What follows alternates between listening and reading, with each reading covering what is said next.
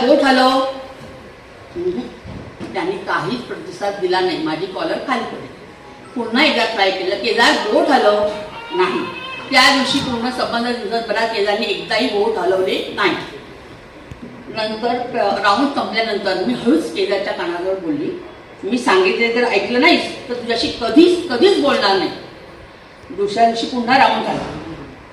मी मनोमन देवाला साखळं घातलं. अरे आता तरी केदारने माझी इज्जत राखली पाहिजे. मी केदारकडे, केदार बोट हलव, बोट उचल. आणि त्याने 5 बोटं उचलली. हे सगळंच पाहून मला प्रचंड आनंद झाला. हळूहळू केदार 20वरून टक्केच कमीवर आला. टक्केच कमीवरून तो सेमी कॉन्शियस झाल्यानंतर तो पूर्ण कॉन्शियसमध्ये आला. आता केदार बेडवरून व्हीलचेअर आणि पुढे वॉकिंग स्टिकपर्यंत त्याचा प्रवास सुरू झाला होता. आता माझा रोल संपला होता. पुढे डायटिशियन, फिजिओथेरपिस्ट आणि आईबाबांचं प्रेम हेच त्याचे आधार होते. तब्बल 2 महिन्यांनी केदारला डिस्चार्ज मिळाला. फॉलोअपसाठी तो आला की आवर्जून मला भेटायला यायचा. काही दिवसांनी माझी वॉर्डमध्ये शिफ्टिंग झाली. माझा वॉर्ड चेंज झाला. एका संध्याकाळी मी बसले होते, तितक्यात काय ते लिहित होते आणि लिहिता येता मला समोरून आवाज आला, सिस्टर ऐका ना. मला वाटलं की त्या वॉर्डचा कोणतरी पेशंट असेल. मी म्हटलं हां बोला. नाही सिस्टर. पुन्हा आवाज अशी मी पुन्हा वरती पाहिल्यानंतर म्हटलं हां बोला, काय तुमचा कुठल्या पेशंटबद्दल तुम्हाला विचारायचं आहे. त्यावेळेला ती व्यक्ती म्हणाली, सिस्टर तुम्ही मला ओळखलं नाही का. मी पुन्हा पाहिलं. सिस्टर मी केदार पाटील 23 ICU मधला पेशंट. मला त्याला पाहूनच इतका आनंद झाला की तो मी व्यक्त करू शकत नाही. काही महिन्यामध्ये वेगळं तर विश्वासच बसत नव्हता. तेवढ्यात त्याची आईही आली. त्या देखील खूप आनंदी होत्या.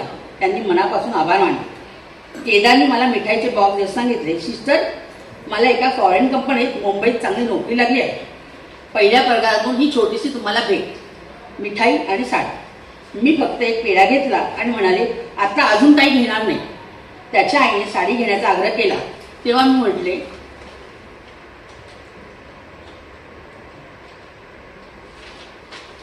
तुम्ही नेसली काय, मी नेसली काय, एकच आहे, तर मी साडी घेणार नाही. केदार निघताना मला नमस्कार केला. त्या क्षणी माझ्या तोंडातून यशस्वी भव हे शब्द बाहेरच येईना. गळ्यात आटून आला होता. डोळ्यात पाणी तरळले होते. मी फक्त आईसारख्या मायेने त्याच्या डोक्यावर हात फिरवला. तो जेव्हा बाय सिस्टर म्हणून निघून जायला लागला तेव्हा त्याच्या पाठमोऱ्या आकृतीकडे पाहतच राहिले. डोळ्यासमोर एकामागून एक चित्र उभे राहिले. व्हेंटिलेटरवर झोपलेला केदार, त्याच्याशी हळूहळू केलेला संवाद, पहिल्यांदा हलवलेली बोटे, 5 बोटे उचलण्याचा तो क्षण, व्हीलचेअर, वॉकिंग स्टिक आणि आज समोर उभा असलेला आत्मविश्वासू तरुण. त्या दिवशी मला जाणवले काही नात्यांना रक्ताची गरज नसते. कर्तव्य, माया आणि विश्वास यातूनही ऋणानुबंध जन्म घेतात. केदार माझा पेशंट होता, पण आज तो माझ्यासाठी ICU मधून आयुष्य निघून बाहेर गेलेला एक चमत्कार होता. धन्यवाद. खूप छान मॅडम. खरं तर प्रत्येक पांढऱ्या गणवेशातील व्यक्तीचा ह्या भावना असतात. या कथेतील रुग्णाबद्दलची तळमळ आणि अंगावर काटा आणि डोळ्यात पाणी आणणारी रुग्णसेवा हीच ईश्वर सेवा आहे याची जाणीव करून दिली. थँक्यू. आता आपल्या समोर येत आहे असं व्यक्तिमत्व म्हणजे आवाज आणि सेवा यांचा दुर्मिळ संगम. एकेकाळी माहितीचं, बातम्यांचं, हक्काचं माध्यम दूरदर्शन होतं. तेव्हा त्यांच्या खणखणीत आणि स्पष्ट आवाजातून देश विदेशाच्या घडामोडी ऐकायचो. आज त्या उत्तम सूत्रसंचालन मंचावर रसिकांची मने जिंकतात. वैद्यकीय क्षेत्रात शिस्त आणि साहित्य क्षेत्रात प्रेम या दोन्ही गोष्टी तितक्याच ताकदीने आपल्या समोर त्यांनी जपल्या आहेत. अशा आपल्या परिचयाच्या डॉक्टर स्वरूपा भागवत मॅडमचं जोरदार स्वागत करूया.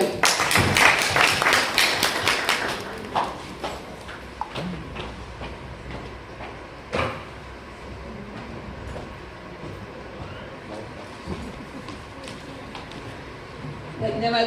खूपच कौतुक केलं त्याच्याबद्दल आणि तुमचे परत एकदा सर्व आयोजकांचे आभार मानते ही संधी दिल्याबद्दल. आणि खूप छान वाटतं या सगळ्या स्पर्धांमध्ये किंवा या सगळ्या जे उपक्रम आहेत त्याच्यामध्ये भाग घेऊन खूप बरं वाटतं, आनंद मिळतो, समाधान मिळतं. तर जास्त वेळ न दवडता मी माझ्या कथेला सुरुवात करते. कथेचं शीर्षक आहे ओंजळ. माझं नाव डॉक्टर स्वरूपा भागवत आणि ही कथा आहे ती स्वलिखित कथा आहे. ती एका मासिकामध्ये प्रसिद्ध झाली होती, परंतु मूळ कथा खूप मोठी आहे. ती मी कमी करण्याचा प्रयत्न केला आहे. तरी सुद्धा म्हणजे माझ्या परीने जेवढी कमी करता येईल, छोटी करता येईल तेवढी मी केलेली आहे. कारण जास्त कमी केली तर मग ती तुटक होते. त्यामुळे थोडंसं तुम्ही कदाचित माझ्या कथेला जरा जास्त वेळ लागू शकतो. तर ऐका. ओंजळ. सुधा जड पावलाने बेडरूममध्ये गेली. इतके दिवस तिच्या मायेच्या रेशमी साडीत गुंडाळून कपाटामध्ये ठेवलेला संदीपचा फोटो तिने हलकेच बाहेर काढला, उराशी कवटाळला आणि अश्रूंना वाट मोकळी करून दिली. आता तो फोटो भिंतीवर लावला गेला. त्या फोटोला हार घालताना वसंतरावांचे हात थरथरले. त्या क्षणी त्यांच्यापासून दूर गेलेल्या दोन्ही मुलांची तीव्रतेनं त्यांना आठवण झाली. सुधा, शांत हो आता. राहून राहून आठवण येते संदीपची, पण करणार तरी काय ग आपण? सुधाला समजावता समजावता वसंतरावांच्या डोळ्यांना धार लागली होती. म्हातारपणात पोरके झालो हो आपण. आधी पोरगी कोणा भिकारड्या पोराबरोबर पळून गेली. कुठे असेल हो स्वाती? हो ग सुधा, संदीप गेल्यापासून आपण तेच तेच बोलतोय भ्रमिष्ठासारखं. आपणच तेव्हा लग्न करून द्यायला पाहिजे होतं स्वातीचं. ये ग मुली परत. आपला संदीप गेलाय आपल्याला सोडून. तुला कळवू सुद्धा शकलो नाही आम्ही. तू कुठे आहेस हेही काही माहिती नाही. अहो, संदीप गेलाय नका म्हणू. त्या अवदेशानं मारलंय माझ्या संदीपला. सुधा, नको का म्हणू असं परत परत. असं कसं म्हणतात? ते विसरणं कधीतरी शक्य आहे का? त्या चौघांचं हस्त खेळतं कुटुंब. वसंतराव बँकेत नोकरीला, सुधा गृहिणी. संदीप स्वातीपेक्षा 2 वर्षांनी लहान. स्वाती बीकॉम नंतर खासगी कंपनीत नोकरीला लागली, तर संदीपनं इंजिनियर होऊन MBA ला प्रवेश घेतला. सगळं कसं छान चाललं होतं. स्वातीचं शेजारच्या चाळीत राहणाऱ्या विकासशी सूट जमलंय हे सुधा आणि वसंतरावांना खूप उशिरा कळलं. तो गुंडासारखा दिसणारा, मेकॅनिकचं काम करणारा विकास. त्यामुळे सुधा वसंतरावांचा या लग्नाला विरोधच होता. स्वातीनं कितीही हट्ट धरला तरी त्यांचा राग शांत झाला नाही. आणि शेवटी व्हायचं तेच झालं. स्वाती विकास बरोबर पळून गेली. तुमचे आशीर्वाद घ्यायला येईल अशी चिठ्ठी ठेवली होती, पण ती कुठे गेली त्याचा उल्लेख नव्हता त्यात. मग 2-3 महिन्यानंतर तिने आईबाबांना भेटायचा, फोन करायचा प्रयत्न केला, पण सुधा वसंतराव मुळीच बदले नाही. संदीपला MBA झाल्यानंतर मुंबईला नोकरी मिळाली. बोरिवलीला मित्रांसोबत फ्लॅट शेअर करून तो राहू लागला. शनिवार रविवार तो पुण्याला घरी येत असे. एकदा तो तन्वीला घेऊन आला. तन्वी देसाई, त्याची MBA करत असतानाची मैत्रीण, मुंबईला राहणारी, श्रीमंत घरची पण नम्र सुस्वभावी.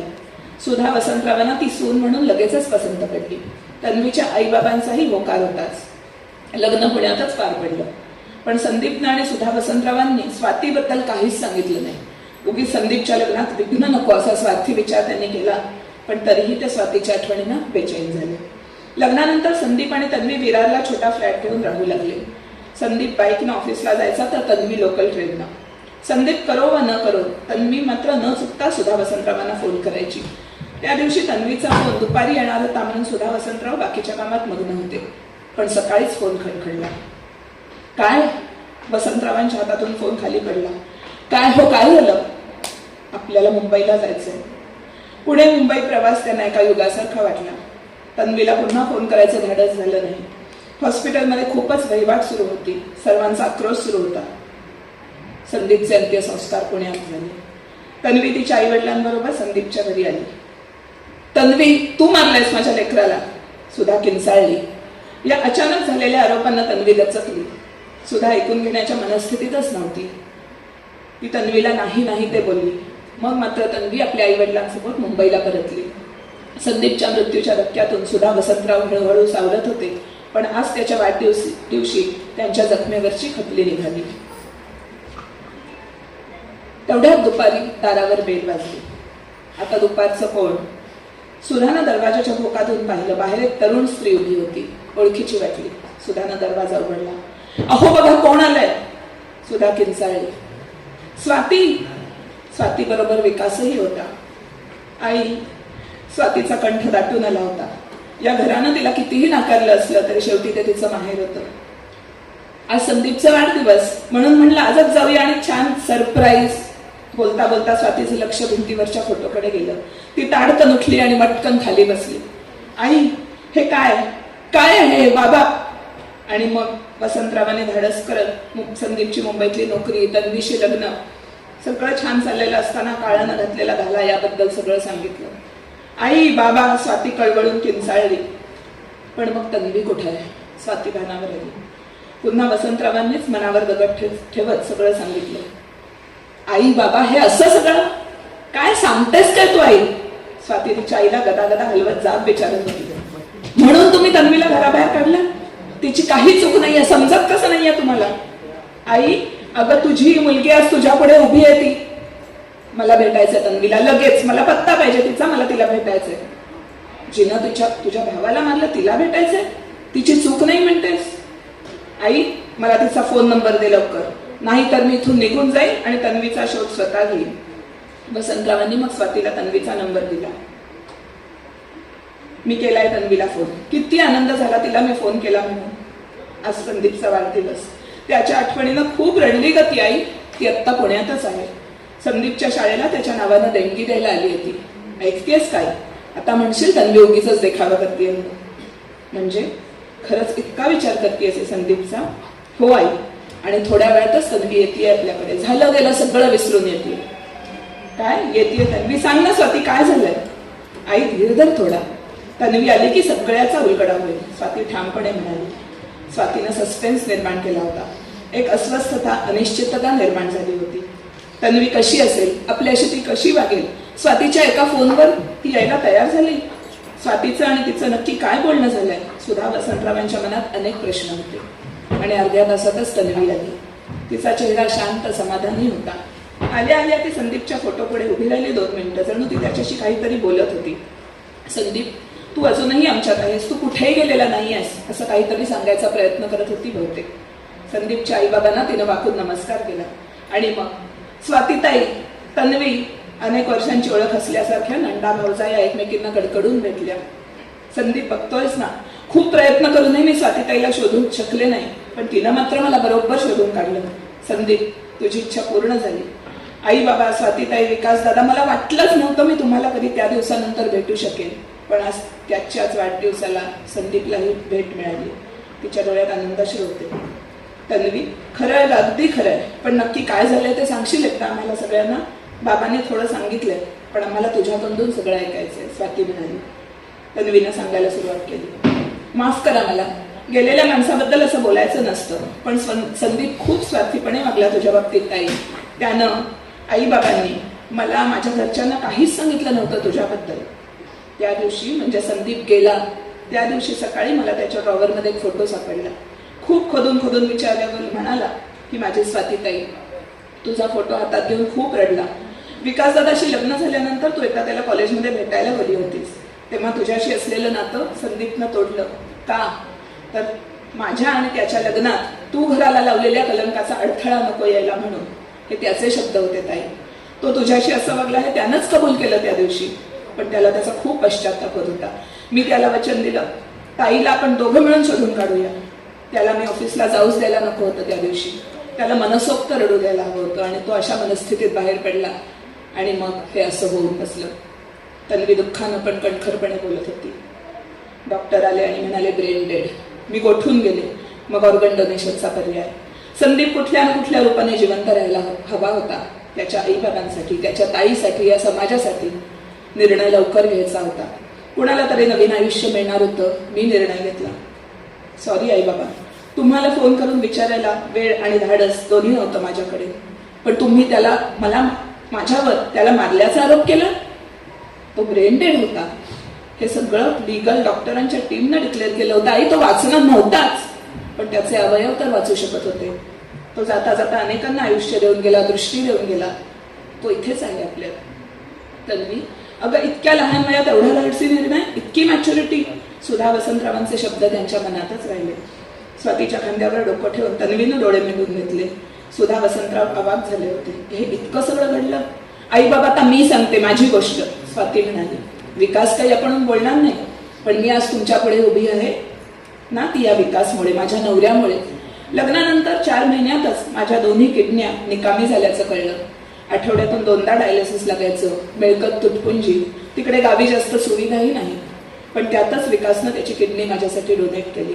माझ्या प्रेमळ नवऱ्यानं हे केलं नसतं तर मी जिवंतच राहिले नसते. माझ्या सासरकडच्यांनीही आमची खूप काळजी घेतली. मी पूर्ण बरी झाले आणि आता 4 महिन्यांची प्रेग्नंट आहे. पण सगळे माझ्यासारखे नशीबवान नसतात गाई. किती जणांना निकामी झालेल्या अवयवासाठी दुसरा अवयव मिळायला अनेक वर्ष थांबावं लागतं. तुम्ही असा विचार करा ना, आपल्या संदीपचे अवयव अशाच कुठल्या तरी व्यक्तीला मिळाले. कदाचित माझ्यासारख्याच एखादा किडनीचा किंवा हार्टचा पेशंट. मी ती पेशंट असते तर. सुधा वसंतराव तन्वी पुरते हेलावून गेले होते. विकासने डोळे पुसले. तन्वी, आम्हाला माफ कर. चुकलं आमचं, खूप चुकलं. विकासराव, तुमची किंमत तर आम्हाला कधी कळलीच नाही. असं नका म्हणू, तन्वी आणि विकास एकदम म्हणाले. दुसरी गोड बातमी, आम्ही आजी आजोबा होणार आहोत. सुधाना स्वातीच्या दोन्ही गालांवरून हात फिरवत तिची पृष्ठ काढली आणि मी मामी, तन्वी गोड हसत म्हणाली. आता सगळे दूर गैरसमज दूर झाले होते. रक्ताच्या प्रेमाच्या नात्यांनी भरलेली ओंजळ, देऊनही रिकामी न होणारी, घेऊनही देत राहणारी अशी ती ओंजळ. अशा या ओंजळीला कोणाची दृष्ट नको लागायला. खूप सुंदर सादरीकरण केलं मॅडम. आता आपण कथा वाचन स्पर्धेच्या पारितोषिक वितरणासाठी assistant professor radiology madam Sunita Kale यांना स्टेजवर आमंत्रित करत आहोत. सुनीता मॅडम.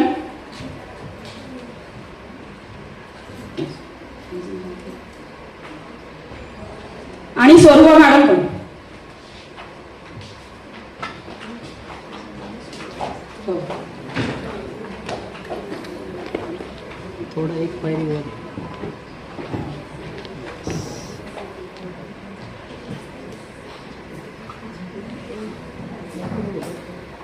या मॅडम.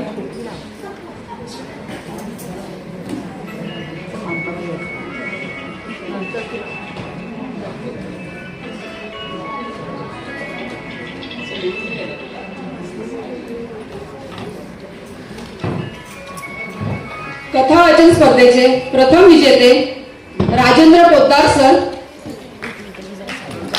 राजेंद्र पोद्दार सर.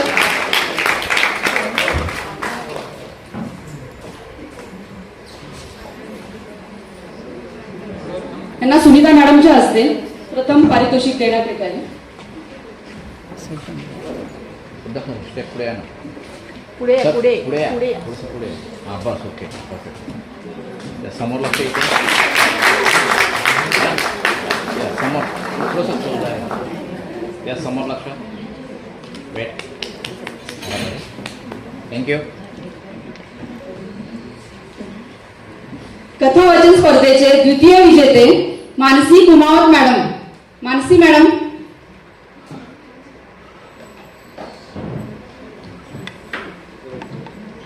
त्यांचं पारितोषिक कोणी स्वीकारत असेल तर प्लीज स्टेजवर या.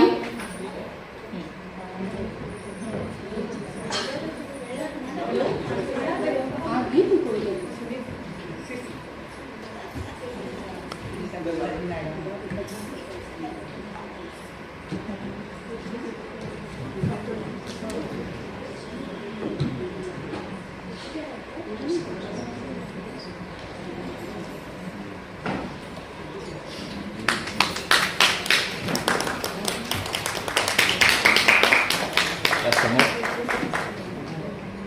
थँक्यू. कथा वाचन स्पर्धेचे उत्तेजनार्थ सौ दीपाली गिजरे मॅडम.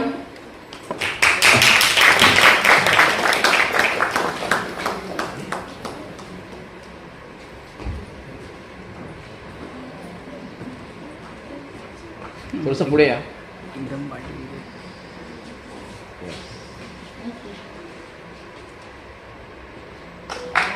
त्या समोर लक्ष. समोर लक्ष प्लीज. थँक्यू. कथा वाचन स्पर्धेचे द्वितीय उत्तेजनार्थ डॉक्टर स्वरूपा भागवत मॅडम.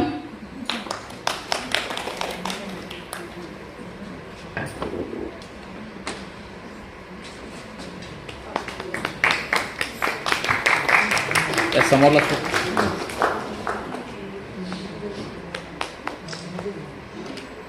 थँक्यू.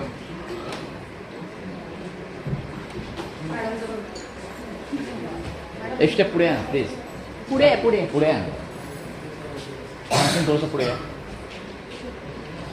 समोर लक्ष इथे. वेट. चला. थँक्यू.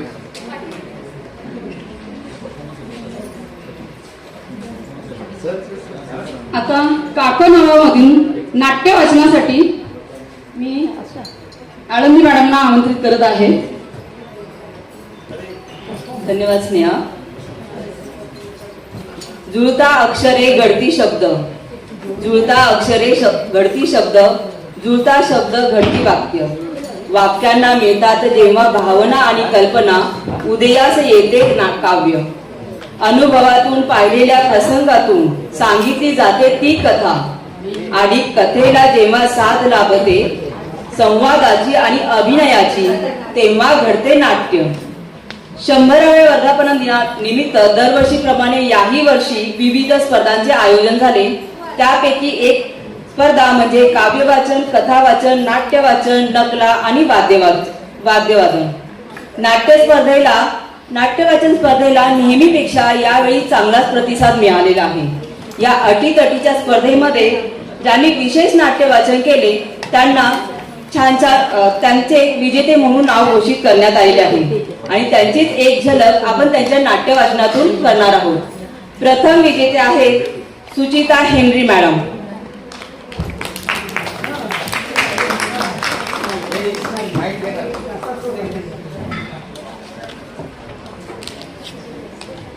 या सेवानिवृत्त असूनही सर्व कार्यक्रमांमध्ये हरहुन्नरीने पार्टिसिपेट करतात. त्यांच्यासाठी जोरदार टाळ्या होऊन जाऊ. माझं नाव सुचिता हेनरी. नाटकाचं नाव आहे संगीत संशय कल्लोळ. यातली पात्र आहेत कृतिका. कृतिका या नाटकाची नायिका आहे आणि तिच्या घरी काम करणारी रोहिणी आणि रोहिणीची मैत्रीण ती आहे स्वाती. अशी 3 पात्र आहेत.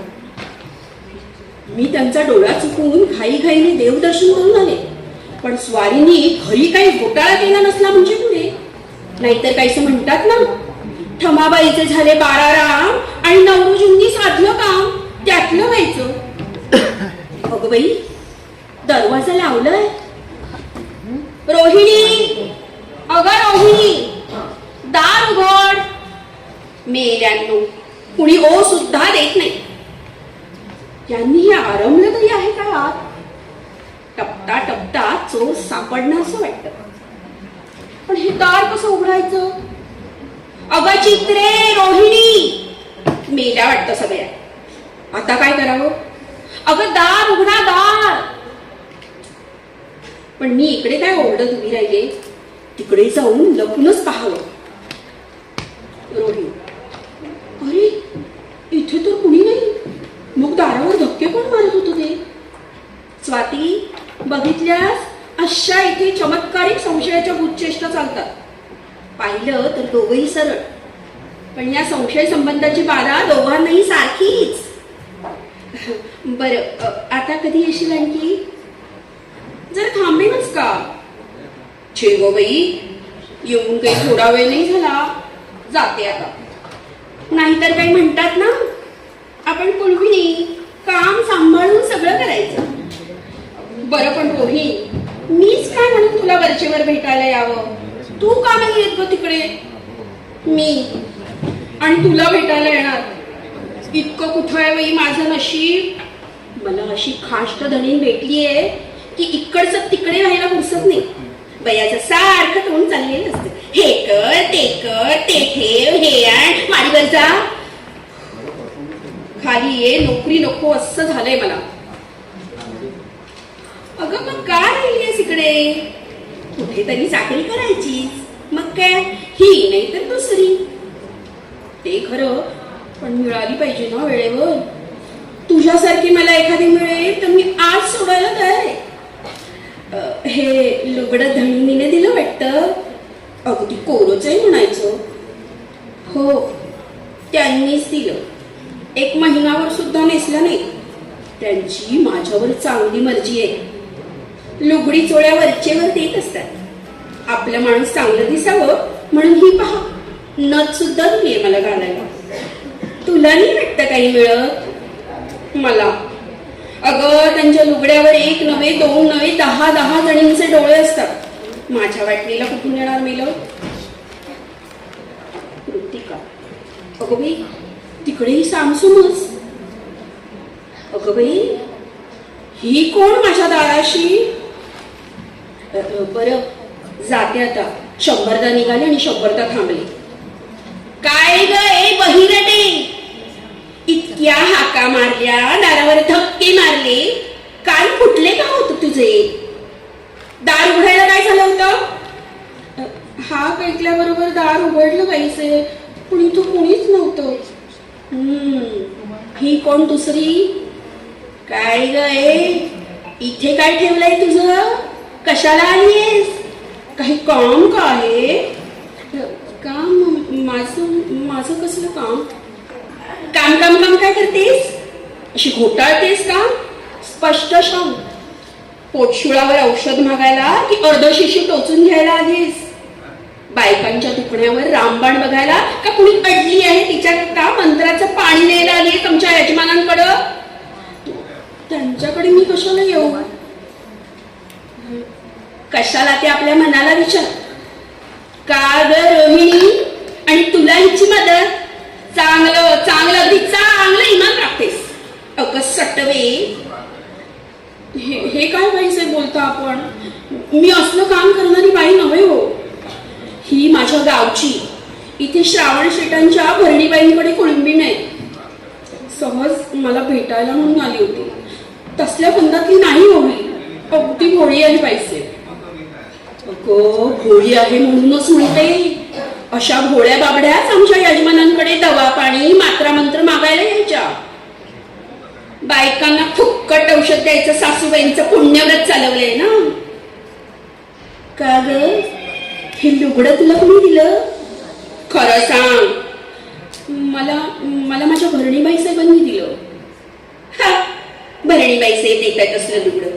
का दिलं, कोणी दिलं, केव्हा दिलं, कसं, सगळं माझ्या ध्यानात येऊन चुकलंय.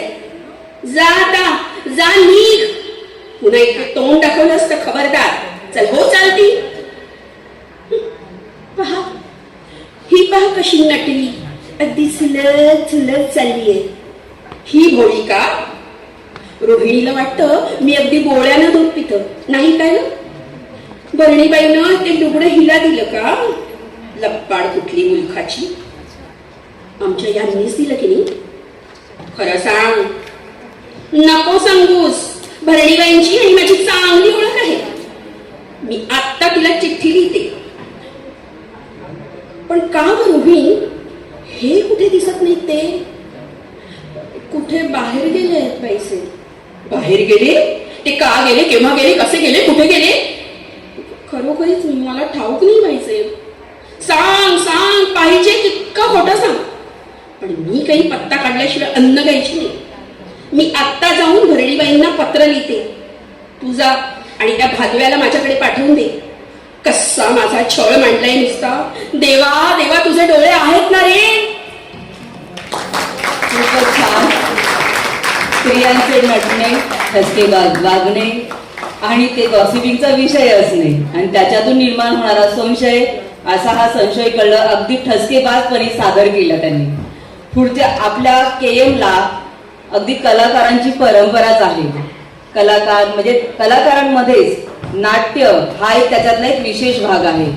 सोमनाथ सोलवलकरांची द जेंडर ऑफ आयडेंटिटी ह्या नाटकाचं नाट्यवाचन करण्यासाठी येत आहे राजेंद्र पोद्दार, ज्यांना द्वितीय क्रमांक भेटलेला आहे. त्यासाठी जोरदार टाळ्या.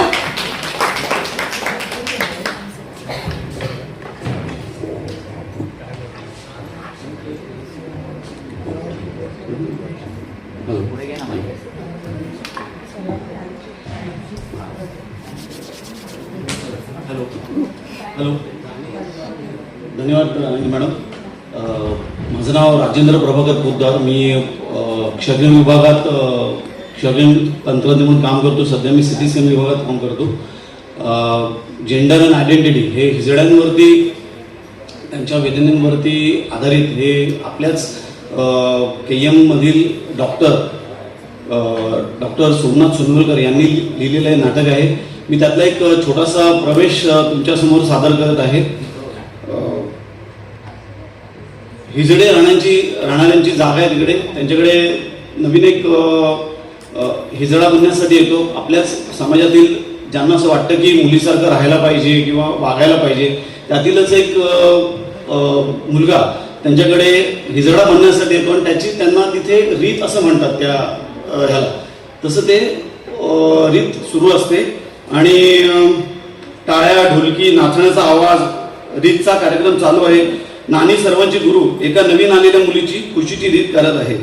ए सजी रही गली मेरी अम्मा सुनहरी गोटे में, सजी रही गली मेरी अम्मा सुनहरी गोटे में रुपेरी गोटे में, सुनहरी गोटे में रुपेरी गोटे में, सजी रही गली मेरी अम्मा सुनहरी गोटे में. ए थांबा ग, इकडे या सगळ्या जणी. नाचणारा सगळे असतात. आजपासून ही आपल्या पंथात आली आहे. स्वतःच्या मर्जीनं, कुठली बी जोर जबरदस्ती नाही. मी तिची गुरु आणि ती माझी चेला होत आहे. माझी चेला खुशी हिच्या नावानं ही 5.25 रुपयाची रीत टाकत आहे. दिन दिन दिन. तिच्या डोक्यावर दुपट्टा ठेवत, नानी समाजाचे सगळे रीतिरिवाज नियम पाळणार. चुका केल्या तर शिक्षा होईल, दंड बी भरावा लागेल. गुरुला मान द्यायचा, गुरुचा शब्द कधी बी खाली पडू द्यायचा नाही. आपल्या घराण्याचा इतिहास परंपरा तुला समजली आहे. खुशी मानेने होकार देते. या तुझ्या गुरु बहिणी, आजपासून हेच तुझं कुटुंब. त्या तुला शिकवतील सगळं. सगळ्या एकमेकांना कुंकू लावतात. तितक्यात डॉली आणि अनिरुद्ध तिथून येतात. नानी नानी आपल्या सगळ्या जिकडे सगळे हिजळे बसले त्यांना आणि जी खुशी असते, जा साडी दिसून ये, जा गेला घेऊन. सगळ्या जातात. तितक्या तिथे एक अनिरुद्ध म्हणून जो हिजडा, नवीन हिजडा असतो तो येतो. त्याच्याबरोबर डॉली म्हणून एक हिजडा असतो तो येतो. डॉली, तुला बोलले होते ना स्टेशनवर भेटलेली ती ही परी, शिकलेली आहे. ही नानी आमची गुरु आई. तो तिला पाय पडायचा इशारा करतो. नानी ही माझी चेला होणार आहे. चांगलं बरंच लावला समाजात यायला. आणि साडी बी आत्ताच नेसायला लागलीस. अनिरुद्ध, हो एवढे दिवस त्या कपड्यात जबरदस्तीने राहत होती. मला सांगितलं हिने सगळं. शिकलेली आहेस, चांगलं. पण आता बाई म्हणून फिरायची लाज वाटत नाही ना. अनिरुद्ध, त्यात लाज कसली? जे आहे ते लपवायचं कशासाठी? हे चांगलंय. ये बस. डॉली, नानी ती थोडी गोंधळलेली आहे, थोडा वेळ लागेल तिला. नानी,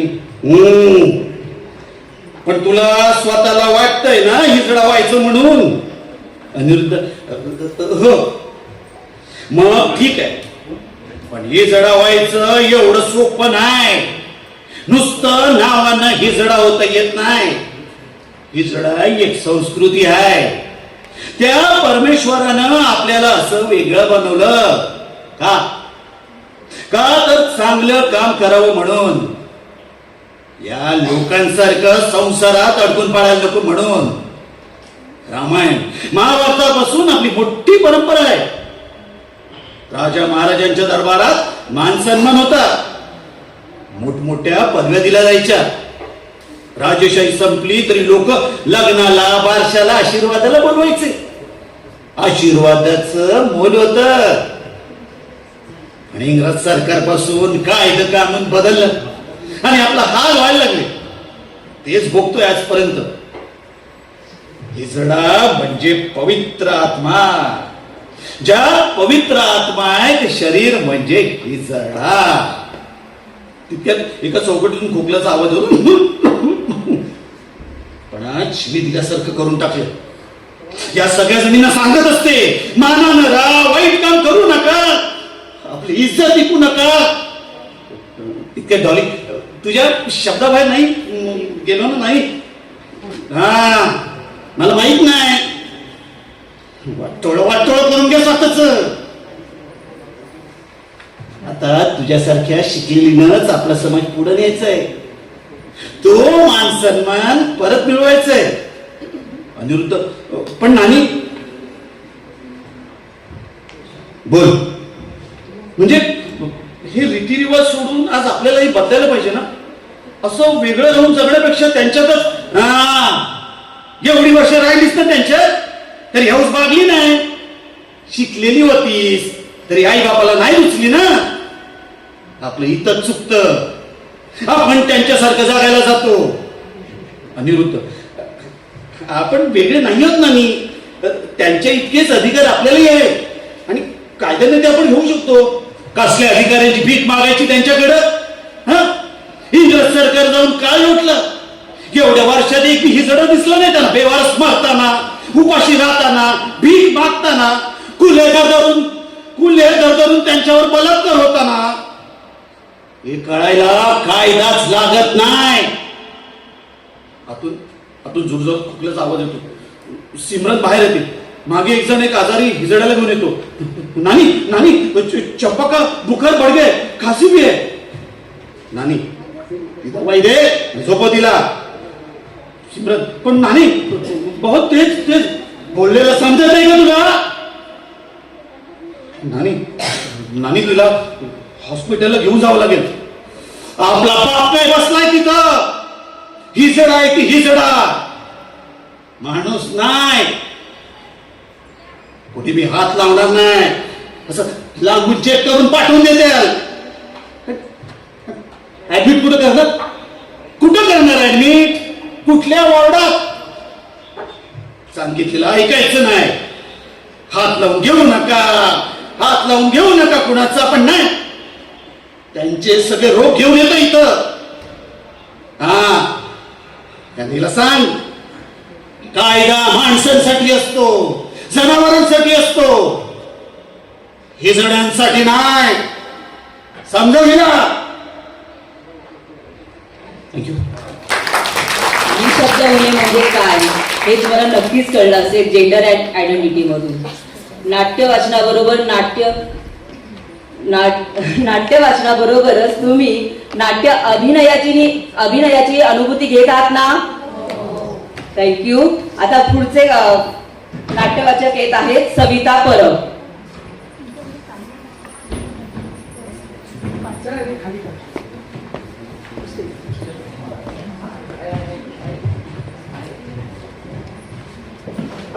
आपण आनंदी राहायचं की दुःखी राहायचं हे सर्वस्वी निर्णय हा आपलाच असतो. मरण अटळ आहे पण जगायचं कसं हे आपल्या हातात आहे. हे पु ल देशपांडेंच्या भरपूर लेखनामधून आपल्याला पाहायला मिळतं आणि त्या पु ल देशपांडे यांच्याच एका नाटकामधून हे नाट्यवाचन आहे. सविता परबसाठी जोरदार टाळ्या होऊ द्या. नमस्कार, माझं नाव सविता अरुण परब. माझा विभाग आंतरस्राविकी विभाग 103. माझ्या नाटकाचं नाव आहे तुझं आहे तुझं पाशी. पु ल देशपांडे यांनी लिहिलेलं एक सुंदर नाटक आहे. त्यात गीता म्हणून एक साधी, सुंदर, सरळ आणि प्रामाणिक मुलगी आहे. ती अनाथाश्रमात वाढली, मोठी झाली आणि तिला तिथे जे अनुभव आले ते कोणासोबत कधीच सांगू शकली नाही, व्यक्त होऊ शकली नाही. आणि ती हे सगळे अनुभव एक उषाताई म्हणून पात्र आहे त्यांच्यासोबत व्यक्त होते. तर तो प्रसंग मी तुम्हाला नाटकातला वाचून दाखवत आहे. तुझं आहे तुझं पाशी, पु ल देशपांडे. मी कसल्याच शोधात निघाले नाही उषाताई. अहो अनाथ मुलगी मी. जिथे अन्न मिळालं, वस्त्र मिळालं तिथे राहिले. आचार्यांच्या आश्रमात आजपर्यंतचं माझं संपूर्ण आयुष्य गेलं. आचार्यांनी प्रार्थना म्हणायला सांगितली की प्रार्थना म्हणायची. सूत काढ म्हटलं की सूत काढायचं. रस्ते झाड म्हटलं की रस्ते झाडायचे. असं का? याने काय होणार आहे याचा कधी विचार केला नाही मी. असं का? यांच्या बुद्धिबळाने या प्रश्नाचं उत्तर दिलं. घोडा हा 2.5 घर चालायचा. उंट तिरका, हत्ती सरळ. यांनी असंच का चालायचं याचा विचार करायला परवानगी नाही त्यांना. पाप आहे ते. आमच्या आश्रमातील प्रत्येक स्त्री आणि प्रत्येक पुरुष या पापाच्या सारख्या भीतीने भेदरलेल्या अवस्थेत वावरत असतो. किती गोष्टी पाप आहेत. पापांची प्रचंड मोठी यादी आम्हाला सांगितली होती. उषाताई प्राथमिक शाळेत होते. मी साधारण 7-8 वर्षाची असेल. आमच्या वर्गातल्या एका मुलीने जेवणाच्या डब्यामध्ये कांद्याची भजी आणली होती. मला ती खूप आवडली. आमच्या आश्रमात असलं काही होत नसे. मी आमच्या स्वयंपाकीण बाईंना सांगितलं कांद्याची भजी करायला. त्यांनी मला कांद्याची भजी चोरून खायला दिली. भजी चिवडा हे वर्ज्य असायचं आम्हाला आश्रमात. तामसी आहार घ्यायचा नाही, तमोगुण वाढतो म्हणे. शाळकरी मुलगी मला काय तमोगुण कळणार आहे. मी भजी खाल्ल्याचं आश्रमातल्या मंडळींनी आचार्यांना सांगितलं. त्यानंतर 3 दिवस सगळ्या आश्रमाने माझ्यासोबत मौन धरला. मला वाटे ही सगळी माणसं मला मार का नाही देत. सारे जण गप्प. उषाताई, तुम्ही भाग्यवान आहात. तुम्हाला तुमच्या आई वडिलांच्या हातचा मार तरी खायला मिळत असेल. मला मात्र भलतीच शिक्षा मिळाली. 3 दिवसानंतर साऱ्या आश्रमात माझ्या गळ्यात पाटी अडकवून मला फिरवलं. प्रत्येकाच्या जवळ जाऊन सांगायचं, मी चोर आहे, मी भजी खाल्ली. मी चोर आहे, मी भजी खाल्ली. त्यानंतर कित्येक दिवस मला कोणाशी बोलायचं धैर्य होत नव्हतं. शाळेतल्या मुली भातुकली खेळायच्या, नाचायच्या, गायच्या. आम्हाला मात्र 5व्या वर्षापासूनच म्हणायला शिकवलंय, मरणं प्रकृती शरीरणा. लहान मुलाच्या तोंडी काय सुंदर होतं ना रे तत्वज्ञान. तुम्ही म्हणाल, मग का राहिलीस, कुठे जाणार होते. माझे बाबा तुरुंगातच वाढले. आयुष्यभर त्यांनी देशासाठी खास्ता काढल्या.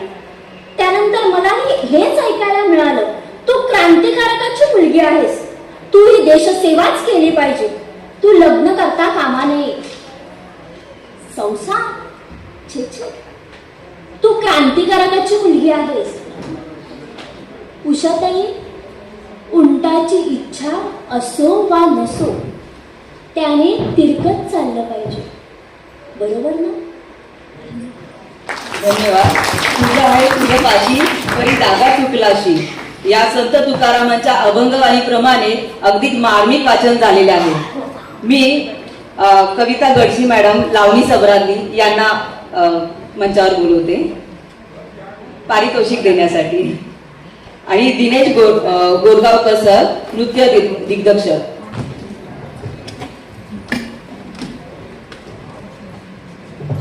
या स्पर्धा खरंच अटीतटीच्या झाल्या, कारण नाट्य वाचनाला स्पर्धकच कमी मिळतात बऱ्याचदा. पण आता आपण पाहिलंच आहे की नाट्य वाचन आणि अभिनयासहित हे खूपच छान रंगलेलं होतं. आणि त्यासाठी आम्ही त्यांना सन्मानपत्र दिलेलेच आहे. सन्मान चिन्ह देऊन आम्ही त्यांना प्रोत्साहित करीत आहोत. प्रथम क्रमांक आहे Suchita Henry. Suchita Henry madam.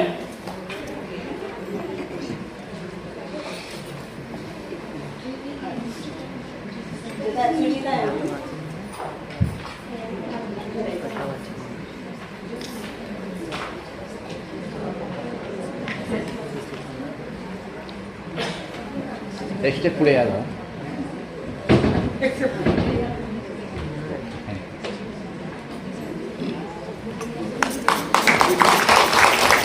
या समोर लक्ष इथे, समोर लक्ष इथे. 1 मिनिट. थँक्यू. खूप छान त्यांनी केलेलं आहे. संशय कळवळ मध्ये अगदीच नाट्य अभिनय बेपान. Thank you sir. द्वितीय क्रमांक राजेंद्र पोद्दार. हे एक हरहुन्नरी कलावंत आहे, आमचे KTMचे आयडल आहेत ते. एक स्टेप पुढे हो ना. सर प्लीज, सर पुढे या ना प्लीज. या समोर, समोर लक्ष येते. 1 मिनिट होल्ड. थँक्यू. द्वितीय क्रमांक आहे सविता परब.